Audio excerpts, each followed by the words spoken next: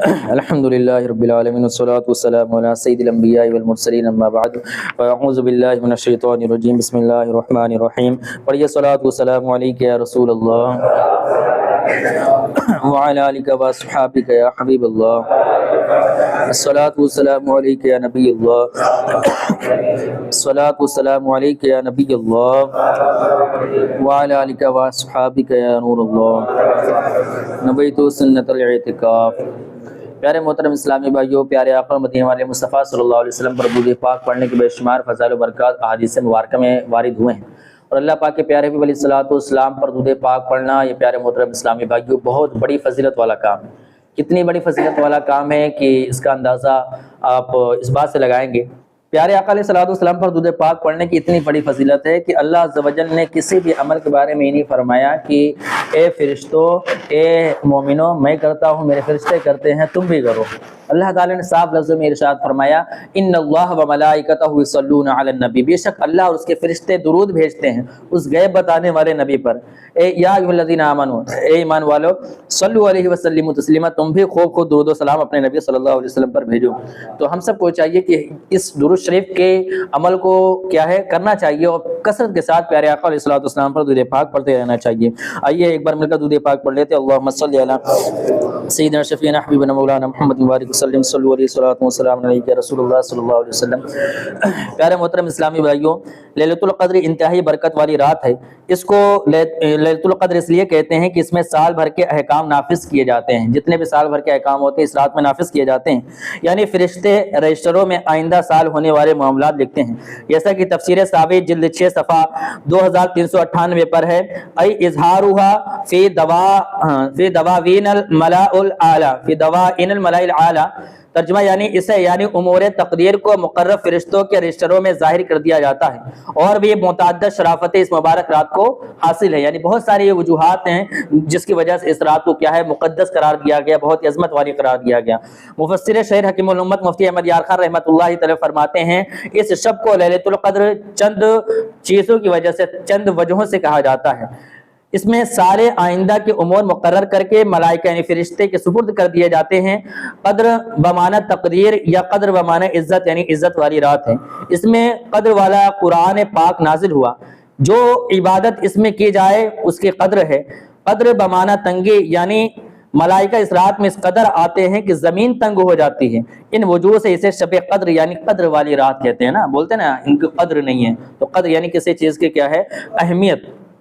بخاری شریف کی حدیث میں ہے کہ جس نے اس رات میں ایمان اور اخلاص کے ساتھ قیام کیا یعنی کہ عبادت کی، تو اس کے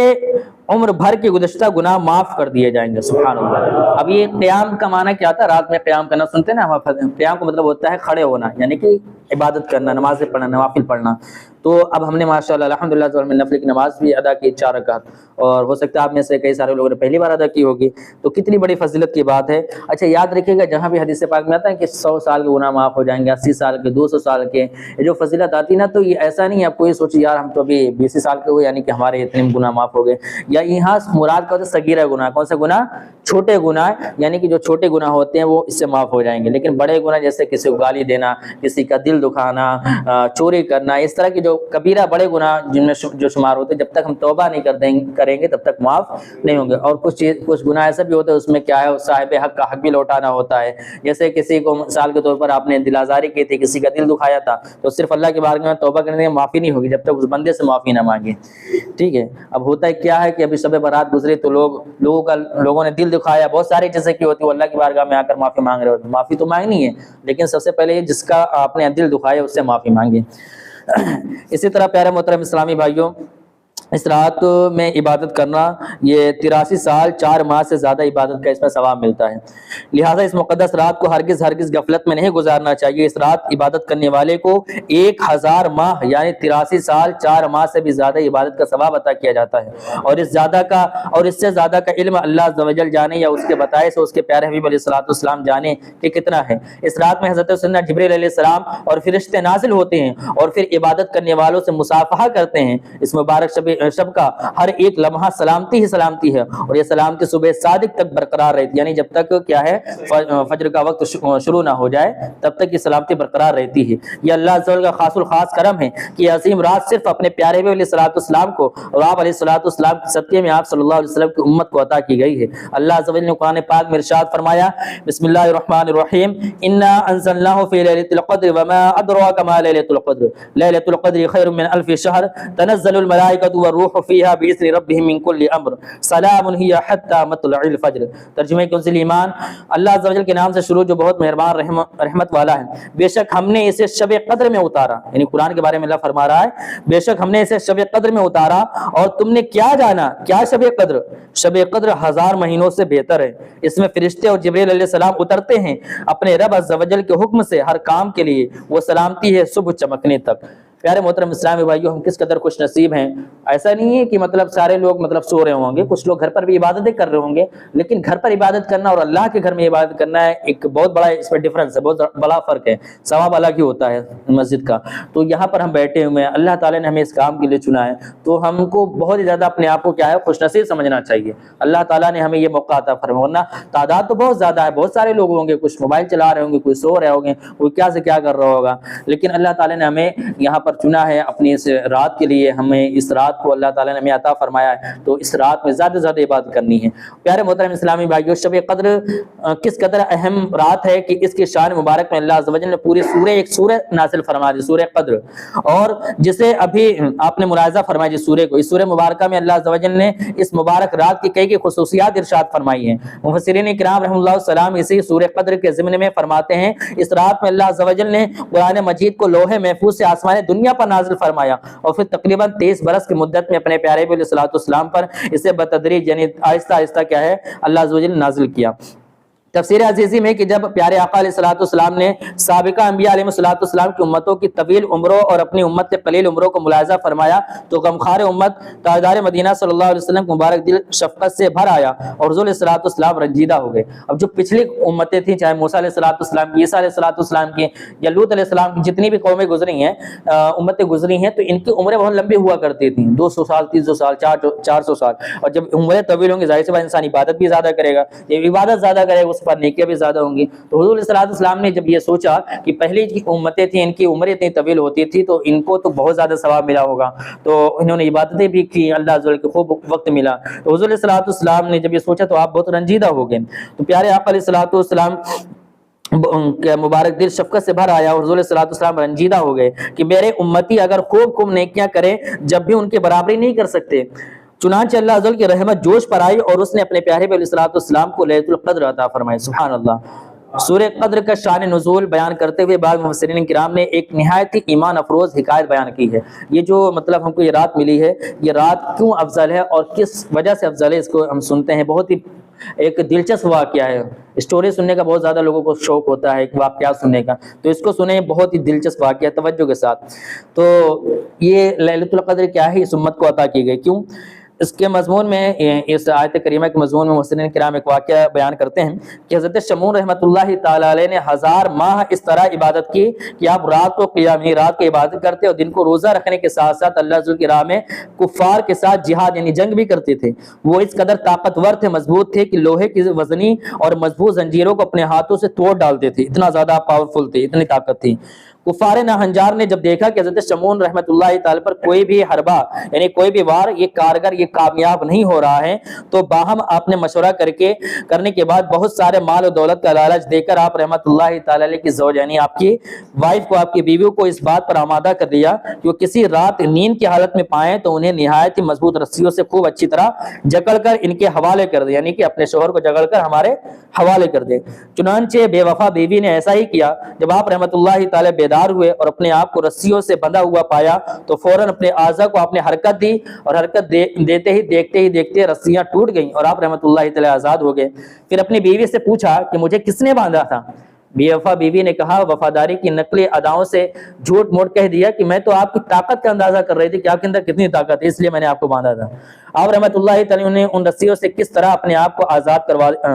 کرواتے ہیں، اس بات کا مجھے تھوڑا اندازہ کرنا تھا، اس وجہ سے میں آپ کو رسیوں میں نے باندھ دیا تھا۔ بات رفع دفع ہو گئی۔ ایک بار ناکام ہونے کے باوجود بے وفا بیوی نے ہمت نہیں ہاری اور مسلسل اس بات کی طاق میں رہی کہ کب آپ رحمۃ اللہ تعالی پر نیم طاری ہو اور وہ انہیں باندھ دے اور باندھ کر کیا ہے کفار کے حوالے کر دے۔ آخر کار ایک بار پھر موقع مل گیا، لہذا جب آپ رحمۃ اللہ تعالی پر نیند کا غلبہ ہوا تو اس ظالمہ بیوی نے نہایت ہی چالاکی کے ساتھ آپ رحمۃ اللہ تعالی کو لوہے کی زنجیروں میں اچھی طرح جکڑ دیا۔ جو ہی آپ رحمۃ اللہ تعالی کی آنکھ کھلی، آپ رحمۃ اللہ تعالی نے ایک ہی جھٹکے میں زنجیروں کی ایک ایک کڑی الگ کر دی اور بآسانی آزاد ہو گئے۔ بیوی یہ منظر دیکھ کر سٹپٹا گئی، مگر پھر مکاری سے کام لیتے ہوئے وہی بات دہرائی کہ میں تو آپ رحمۃ اللہ تعالی کو آزما رہی تھی۔ دوران گفتگو حضرت شمون رحمۃ اللہ تعالی نے اپنی بیوی کے آگے اپنا راز افشا کر یعنی اپنا راز ظاہر کر دیا کہ مجھ پر اللہ عز و جل کا بڑا کرم ہے، اس نے مجھے اپنی ولایت کا شرف عنایت فرمایا ہے، مجھ پر دنیا کی کوئی چیز اثر نہیں کر سکتی مگر ہاں میرے سر کے بال۔ چالاک عورت کیا تھی، ساری بات سمجھ گئی۔ آپ نے کیا کہا، میرے سر کے بال۔ اسے دنیا کی محبت نے اس بیوی کو کیا ہے اندھا کر دیا تھا۔ آخر ایک بار موقع پا کر اس نے آپ رحمۃ اللہ تعالی علیہ کو آپ رحمۃ اللہ تعالی کے ہی ان 8 گیسوؤں سے یعنی آپ کے بالوں ہی سے کیا ہے باندھ دیا جن کی درازی آپ کی زمین تک تھی۔ یہ اگلی امت کے بزرگ تھے، ہمارے آقا صلی اللہ علیہ وسلم کی سنت گیسو زیادہ سے زیادہ شانوں تک، یعنی کہ یہ جو بزرگ تھے یہ پچھلی امت کے تھے، پچھلی امت کے احکام الگ تھے۔ ہماری امت کے احکام کیا ہے کہ مرد کے لیے آدھے کان تک بال رکھنا سنت، پورے کان تک، اور کیا ہے اتنے بڑھ جائیں کہ یہ کندھوں تک چھونے لگے، کندھوں سے نیچے نہ آنے پائے، ورنہ یہ عورت مشابہت ہوگی اور یہ حرام ہوگی۔ تو آپ کے کیا بال جو تھے وہ زمینوں تک تھے، مطلب ایک دم نیچے قدموں تک تھے، اور آپ کی بیوی نے آپ کو آپ کے بالوں سے کیا ہے باندھ دیا تھا۔ آپ رحمۃ اللہ تعالی نے آنکھ کھلنے پر بڑا زور لگایا مگر آزاد نہ ہو سکے۔ دنیا کی دولت کے نشے میں مست بے وفا عورت نے اپنے نیک اور پارسا شوہر کو دشمنوں کے حوالے کر دیا۔ کفار بدعتوار نے حضرت شمون رحمۃ اللہ تعالی کو ایک ستون سے باندھ دیا اور انتہائی بے دردی اور صفاقی سے ان کے ناک کان کاٹ ڈالے اور آنکھیں نکال لیں۔ اپنے ولی کامل کی بے کسی پر اللہ عز و جل کی غیرت کو جوش آیا اور قہر قہار و غضب جبار نے ظالم کافروں کو زمین کے اندر دھسا دیا اور دنیا کے لالچ میں آ کر بے وفائی کرنے والی بدنصیب بیوی پر قہر خداوندی عز و جل کی بجلی گئی اور وہ بھی خاکستر ہو گئی۔ حضرت صحابہ کرام علیہ رضوان نے جب حضرت شمون رحمۃ اللہ تعالی کی عبادت و جہاد و تکالیف و مصائب کا تذکرہ سنا، یعنی جب صحابہ نے یہ صحابہ کرام علیہ رضوان نے یہ واقعہ سنا اور آپ کے جو فضائل تھے شمون رحمۃ اللہ تھے، جو اللہ تعالی نے آپ کو خصوصیات دی تھیں، جب یہ ساری چیزیں سنی تو انہیں حضرت شمون رحمۃ اللہ تعالی پر بڑا رشک آیا صحابہ کو کہ وہ اور ماہ نبوت صلی اللہ علیہ وسلم خدمت میں صحابہ کرام علیہ رضوان حاضر ہوئے اور عرض کیا رسول اللہ صلی اللہ علیہ وسلم ہمیں تو بہت تھوڑی عمریں ملی ہیں، اس میں بھی کچھ حصہ نیند میں گزر جاتا ہے تو کچھ طلب معاش میں یعنی کام کاج کرنے میں، کچھ کھانے پکانے میں اور کچھ دیگر دنیاوی امور میں گزر جاتا ہے، لہٰذا ہم تو حضرت شمون رحمۃ اللہ تعالی علیہ کی طرح عبادت تو نہیں کر سکتے، جو بنی اسرائیل ہم سے عبادت میں بڑھ جائیں گے۔ یہ بنی اسرائیل قوم کے کیا بزرگ تھے، وہ جو پچھلی امت تھی وہ تو ہم سے بڑھ جائیں گے عبادت میں، ہم تو کیا پیچھے رہ جائیں گے۔ وقت حضرت امت کے غمخوار صلی اللہ علیہ وسلم یہ سن کر بہت غمگین ہو گئے۔ اسی وقت حضرت جبریل امین علیہ السلام حاضر خدمت ہوتے ہیں اور اللہ عز و جل کی جانب سے سورہ قدر پیش کی اور تسلی دے دی گئی کہ پیارے حبیب علیہ السلام آپ صلی اللہ علیہ وسلم رنجیدہ نہ ہوں، آپ صلی اللہ علیہ وسلم کی امت کو ہم نے ہر سال میں ایک ایسی رات عنایت فرما دی ہے کہ اگر وہ اس رات میں میری عبادت کریں گے تو حضرت شمون رحمۃ اللہ تعالی کی 1000 ماہ کی عبادت سے بھی بڑھ جائیں گے۔ سبحان اللہ، یعنی ایک رات عبادت کریں اللہ عز و جل کیا ہے 1000 ماہ سے بھی کیا ہے زیادہ عبادت کا ثواب عطا فرمائے گا۔ پیارے محترم اسلامی بھائیوں، ہمیں اس کی قدر نہیں ہوتی۔ اللہ اکبر، میرے پیارے اسلامی بھائیوں، خدا رحمان عز و جل نے اپنے محبوب ذیشان صلی اللہ علیہ وسلم کی امت پر کس قدر مہربان ہے، اس نے ہم غلاموں پر ہمارے پیارے آقا علیہ السلام کے صدقے کس قدر عظیم الشان احسان فرمایا کہ اگر شب قدر میں عبادت کر لیں تو 1000 ماہ سے بھی زیادہ کی عبادت کا ہم کو ثواب ملے، مگر ہمیں شب قدر کی قدر ہی کہاں ہے۔ ایک صحابہ کرام علیہ رضوان بھی تھے تو ان کو یہ حسرت تھی، ان کی حسرت پر ہم سب کو کیا ہے اتنا بڑا انعام بغیر کسی خواہش کے مل گیا، انہوں نے تو اس کی قدر بھی کی، مگر ہم نا قدروں کو تو عبادت کی فرصت ہی نہیں ملتی۔ ہر سال ہر سال ملنے والے اس عظیم الشان انعام کو ہم غفلت کی نظر کر دیتے ہیں۔ پیارے محترم اسلامی بھائیوں، شب قدر کی قدر کرنے کی کوشش کرنی چاہیے، اور شب قدر کی دل میں عظمت بڑھانے کے لیے ہو سکے تو ایسے ماحول کو آپ چوز کریں، ایسے ماحول کو کیا ہے اختیار کریں جہاں پر کیا ہے اس طرح کی باتیں ہوتی ہوں، اس طرح کی عبادات کا ایک ذوق ملتا ہو، شوق ملتا ہو، اللہ عز و جل کے گھر کی طرف آنے کا شوق ملتا ہو، تو ایسے ماحول کو کیا ہے اپنانے کی کوشش کریں۔ انشاءاللہ عز و جل آپ کے اندر عبادت کا شوق پیدا ہوگا، آپ کے اندر سے دل کی محبت نکلے گی، مال کی محبت نکلے گی، اور آخرت کی تیاری کا کیا ہے آپ کا ایک ذہن بنے گا۔ اور یہ جو شب قدر ہے نا، اس کے بارے میں بہت سارے اقوال ہیں۔ کہا یہ جاتا ہے کہ اس میں لکھا ہوا ہے کہ یہ بھی ایک قول ہے کہ شب قدر کیا ہے پوری رات، ہر سال پوری رات گردش کرتی رہتی ہے، کس رات میں ہو جائے کیا ہے کنفرم نہیں ہے۔ اسی طرح یہ بھی کہا جاتا ہے کہ یہ بھی حدیث پاک کا مفہوم ہے کہ شب قدر کو رمضان کے آخری کیا ہے طاق راتوں میں، یعنی کہ آخری جو 10 دن ہوتے ہیں اس میں جو طاق راتیں ہوتی ہیں، یعنی کہ 21، 23، پھر اسی طرح جو راتیں ہوتی ہیں اس میں تلاش کریں۔ تو اور جمہور مفسرین وغیرہ کا قول یہی ہے کہ یہ شب قدر جو ہے وہ 27ویں شب ہے، لیکن اس میں کیا ہے پوشیدہ رکھا گیا ہے۔ اس پوشیدہ رکھنے کی حکمت کیا ہے اور پوشیدہ کیوں ہوئی، اس کو بھی ہم سنتے ہیں۔ پیارے محترم اسلامی بھائیوں، یہ جو رات پوشیدہ رکھی گئی، یعنی کنفرم نہیں بتایا گیا ہے کہ اسی رات میں ہے، لیکن یہ جمہور مفسرین وغیرہ کہتے ہیں کہ یہ 27ویں شب میں ہے، لیکن ان کا بھی کیا ہے ایک دم کنفرم نہیں، بلکہ یہ ظن غالب لگا کر انہوں نے بتایا ہے۔ تو یہ پوشیدہ کیوں رکھی گئی؟ ایک مرتبہ حضرت سیدنا عبادہ بن صامت رضی اللہ تعالیٰ سے روایت ہے کہ پیارے آقا علیہ الصلوۃ والسلام ایک مرتبہ باہر تشریف لائے تو تاکہ ہم کو شب قدر کے بارے میں بتائیں کہ کس رات میں ہے شب قدر۔ حضور صلی اللہ علیہ وسلم باہر تشریف لائے تاکہ لوگوں کو بتائے کہ کس رات میں یہ شب قدر ہے۔ تو مسلمان آپس میں جھگڑ رہے تھے، آپ صلی اللہ تعالی وسلم نے ارشاد فرمایا، میں اسی لیے آیا تھا کہ تمہیں شب قدر بتاؤں، لیکن فلاں شخص جھگڑ رہے تھے، اس لیے اس کا تعین یعنی کس رات میں یہ شب قدر اس کو اٹھا لیا گیا، اور ممکن ہے کہ اس میں تمہاری بہتری ہو، اب اس کو آخری عشرے کی 9ویں، 7ویں اور 5ویں راتوں میں ڈھونڈو۔ پیارے محترم اسلام میں اس حدیث پاک میں ہمارے لیے کس قدر درس عبرت ہے کہ پیارے آقا علیہ الصلوۃ والسلام بتانے ہی والے تھے کہ شب قدر کون سی رات ہے کہ دو مسلمانوں کا باہم لڑنا مانع ہو گیا اور ہمیشہ ہمیشہ کے لیے شب قدر کو مخفی کر دیا گیا۔ اس سے اندازہ لگائیے کہ مسلمانوں کا آپس میں لڑائی جھگڑا کرنا رحمت سے کس قدر دوری کا سبب بن جاتا ہے۔ ہم آپس میں جو لڑتے ہیں جھگڑتے ہیں، اس سے کیا ہے گھر کے اندر نا اتفاقی پیدا ہوتی ہے، کاروبار میں بھی مسائل آتے ہیں، اور پھر ہماری اولاد پر بھی اس کا اثر ہوتا ہے۔ اگر ہم بھائی بھائی مثال کے طور پر لڑ رہے ہیں، ہماری جو اولاد ہوگی وہ بھی جو چیزیں دیکھتی ہے وہی چیز کرنے کی بھی کوشش کرتی ہے، اور ان کے دل پر بھی اس کا کیا ہے غلط امپیکٹ پڑے گا، بہت ہی غلط اثر پڑے گا۔ تو کیا ہے لڑائی جھگڑا یہ ہر جگہ برا ہے، اور آپ نے دیکھا یہاں پر لڑائی کی وجہ سے حضور علیہ الصلوۃ والسلام نے کیا ہے بتانے سے منع فرما دیا، اور مطلب فرمایا کہ اس کا تعین اٹھا لیا گیا ہے۔ تو ہم سب کو چاہیے پیارے اسلامی بھائیوں اس رات میں کثرت کے ساتھ عبادت کریں، اور یہ بھی ہے کہ اس رات کو مخفی کرنے میں ایک حکمت یہ بھی ہے کہ تاکہ لوگ اس کی تلاش میں، اس کی جستجو میں زیادہ سے زیادہ راتیں عبادت میں گزاریں۔ تلاش کرنے کے لیے ہو سکتا ہے اس رات میں، ہو سکتا ہے اس رات میں، تو اللہ تعالیٰ کی عبادت زیادہ سے زیادہ کر سکیں، یہ بھی مطلب اس میں کہا گیا ہے۔ درود پاک پڑھ لیں، اللہم صلی علی سیدنا شفیعنا حبیبنا مولانا محمد و آلہ وسلم، صلو علیہ الصلوۃ والسلام علیک رسول اللہ صلی اللہ تعالی علیہ وآلہ وسلم۔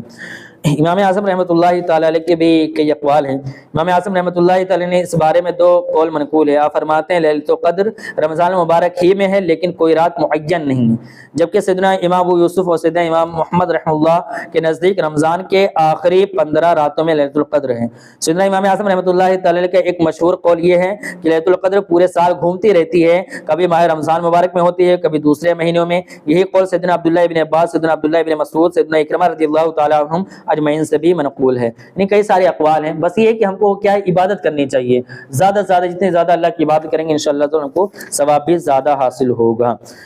تو پیارے محترم اسلامی بھائیو، کچھ باتیں تھی جو میں نے آپ کو لیلۃ القدر کے تعلق سے بیان کرنے کی کوشش کی، اور بھی بہت ساری چیزیں ہیں بیان کرنے کے لیے، اب کیا وقت کم پڑ جاتا ہے، لیکن آج جو ہم نا یہ جو ہماری شب ہے یہ بہت ہی کیا ہے بابرکت رات ہے، اس میں کسی کو نہیں سونا ہے اور نہیں انشاءاللہ عز و جل کسی کو جا کر باہر کچھ کرنا ہے۔ انشاءاللہ یہاں پر بیٹھیں گے بہت کچھ سیکھ جائیں گے، ایسا نہیں کہ آپ کو سحری تک آپ کو جگائے رکھیں گے، انشاءاللہ بہت ساری چیزیں کریں گے، اس کے بعد انشاءاللہ دعا بھی ہوگی، ابھی انشاءاللہ ذکر ہوگا، صلاۃ السلام وغیرہ ساری چیزیں ہوں گی۔ تو آپ سب سے گزارش یہی ہے کہ آپ دین کے قریب آئیں، دین کے قریب آئیں گے تبھی دین سیکھ پائیں گے، ورنہ ہم سوچیں دین سے دور رہے ہیں، دنیا میں لگے رہے ہیں، ہم دین سیکھنے، ایسا نہیں ہو سکتا۔ انسان کو جس چیز کی طلب ہوتی ہے نا، جس چیز کی جستجو ہوتی ہے، اس کے پیچھے وہ بھاگتا ہے انسان۔ اب آپ دیکھ لیں اس وقت لوگوں کو مال و دولت کی جستجو ہے، مال و دولت کی خواہش ہے، تو آج انسان مال کمانے کے لیے، پیسے کمانے کے لیے کیا سے کیا نہیں کر رہا ہے۔ اب سوشل میڈیا اٹھا کر دیکھ لیں، آپ کو اچھے سے اندازہ ہوگا کہ آج لوگ پیسے کمانے کے لیے سوشل میڈیا کا کون سا پلیٹ فارم ہے جس کو یوز نہیں کر رہے ہیں۔ ناجائز حرام کاموں سے پورا بھرا ہوا ہے، ناجائز حرام کام وہاں پر ہو رہے ہیں، لیکن بس پیسہ آ رہا ہے، پیسہ مل رہا ہے۔ اور آج ہمارے گھر کے اسلامی بہنوں کا حال دیکھ لیں، سب کی بات نہیں کر رہا، جہاں جیسا ماحول ہے آپ سب سمجھ سکتے ہیں، میں جنرلی بات کر رہا ہوں کہ مطلب بہت زیادہ برا ماحول ہوتا چلا جا رہا ہے۔ اب انسٹاگرام اٹھا کر دیکھ لیں، وہاں پر کتنی ہمارے گھر کے اسلامی بہنوں کی آئی ڈی بنی ہوئی ہیں، اور اس میں کس کس نام سے آئی ڈیز ہیں آپ دیکھیں، کنیز فاطمہ نا، کنیز عائشہ، مطلب صحابیات رضی اللہ تعالی عنہ کے نام پر، یعنی کنیز فاطمہ رضی اللہ تعالی عنہ کا پردہ آپ سوچیں کس قدر آپ نے پردہ کیا تھا۔ آپ کی کیا ہے نماز جنازہ بھی جو تھی وہ رات میں ہوئی، یعنی آپ کو جو دفنایا گیا تھا وہ رات کے وقت میں دفنایا گیا تھا۔ اس کی وجہ یہ تھی کہ آپ کو کوئی کیا ہے دیکھنے نہ پائے۔ اسی طرح پیارے محترم اسلامی بھائیوں، اور بہت سارے اس طرح کے ناموں پر آئیڈیز بنی ہوتی ہیں، فیس بک پر بنی ہوتی ہیں ہمارے اسلامی بھائی، ہم تو سوچتے ہیں کہ ان کو ضرورت ہی کیا ہے، اس پر آنے کی اس کی ضرورت کیا ہے۔ چلیے نوجوان اسلامی بھائی ہیں کچھ ضرورت ہوتی ہے، ٹھیک ہے، اس کو انسٹال کر لیا، لیکن آج ضرورت اس بات کی پہچانے کہ ہم کر کیا رہے ہیں، مقصد کیا کرنے میں، اور اس پر کیا سے کیا نہیں ہو رہا ہے۔ بہت برا حال ہے پیارے اسلامی بھائیوں، مطلب ایسے باتیں ہیں کہ جو مطلب جس کو یہاں پر بیان کرنا مناسب نہیں لگتا ہے۔ تو اب دیکھیے، فاطمہ رضی اللہ تعالیٰ عنہ کے نام پر اپنا نام رکھا، عائشہ رضی اللہ تعالیٰ عنہ کے نام پر اپنا نام رکھا، اور کام کیسا کر رہی ہیں آپ دیکھیے پیارے اسلامی بھائیوں۔ تو ہمیں چاہیے کہ ہم اپنے گھر کے ماحول کو سنوارنے کی کوشش کریں، جو بگڑے ہوئے ماحول ان کو سنوارنے کی کوشش کریں۔ آج دیکھیے یہاں پر نہ کوئی مائک آن ہے نہ کچھ، ہم آپس میں ایک طرح سے گفتگو، اور بہت ہی کچھ اہم باتیں میں اس پر گفتگو کرنا چاہ رہا ہوں کہ آج ارتداد کی طرف بالخصوص ہمارے گھر کے اسلامی بہنیں بڑھتی چلی جا رہی ہیں۔ آپ سوچتے ہوں گے یہاں پر ہمارے محلے میں تو نہیں ہے، ہمارے شاہجہاں پور میں نہیں ہے، آپ باہر نکلیں گے تو آپ کو پتہ چلے گا کیسا ماحول ہے۔ آپ تھوڑا نکلیں، اپنے یو پی سے باہر نکلیں، انڈیا سے باہر بھی جائیں گے تو بہت برا حال ہے، لیکن بہت ہی زیادہ برا حال ہے، پوری پلاننگ کے ساتھ ساری چیزیں کی جا رہی ہیں۔ تو آپ سے گزارش یہ ہے کہ آپ کیمرہ بند کر دیجیے گا، ریکارڈنگ بند کر دیجیے گا۔